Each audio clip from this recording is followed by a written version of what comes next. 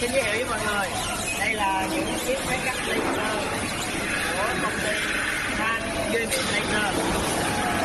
Chiếc mọi người thấy đây là máy laser, cái công suất hoạt động là 24 giờ để gia công ra được chiếc cái độ chính xác cao.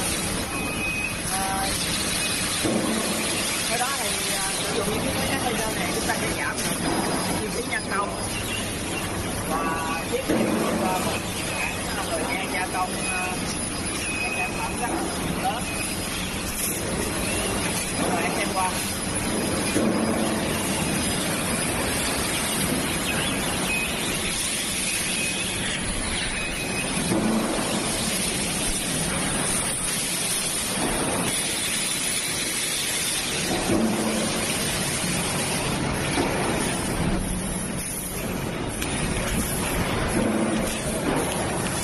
Rất tua chặt.